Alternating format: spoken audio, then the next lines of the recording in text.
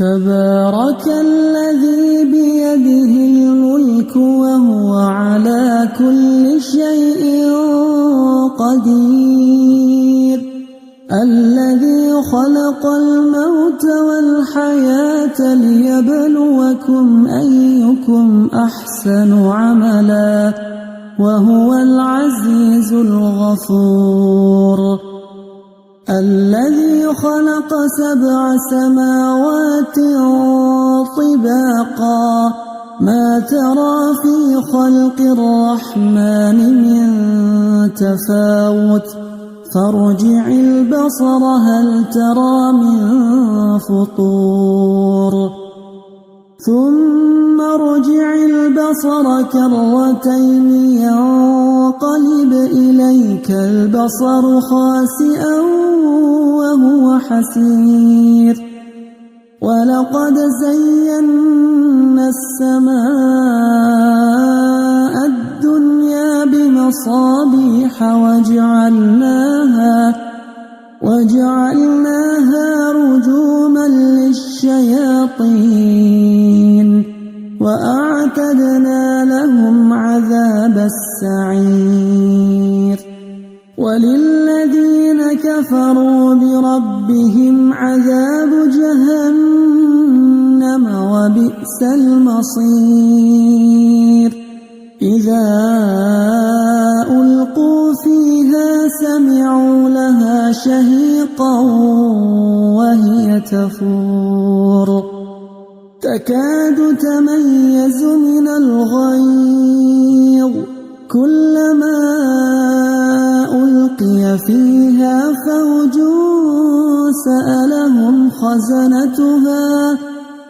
سألهم خزنتها ألم يأتكم نذير قالوا بلى قد جاءنا نذير فكذبنا وقلنا ما نزل الله من شيء إن أنتم إلا في ضلال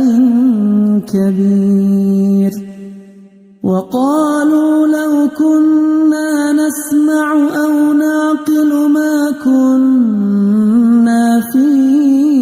أصحاب السعير فاعترفوا بذنبهم فسحقا لأصحاب السعير إن الذين يخشون ربهم بالغيب لهم مغفرة وأجر كبير وأسروا قولكم أو اجهروا به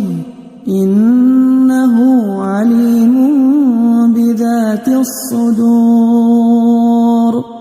ألا يعلم من خلق وهو اللطيف الخبير هو الذي جعل لكم الأرض ذلولا فامشوا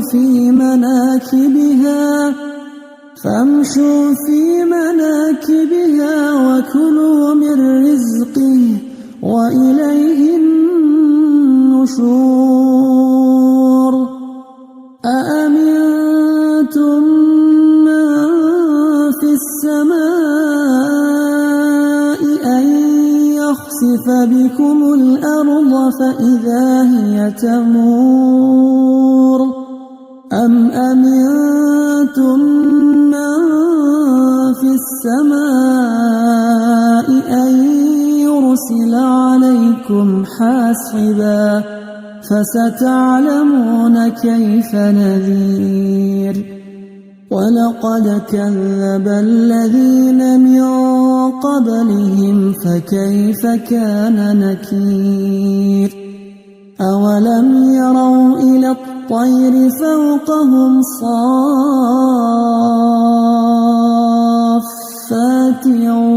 ويقبض ما يمسكهن إلا الرحمن إنه بكل شيء بصير أمن هذا الذي هو جند لكم ينصركم من دون الرحمن إن الكافرون إلا في غرور أمن هذا الذي يرزقكم إن أمسك رزقه بل لجوا في عتو ونفور أفمن يمشي مكبا على وجهه أهدى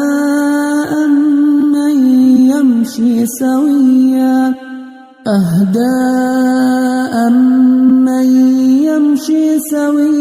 على صراط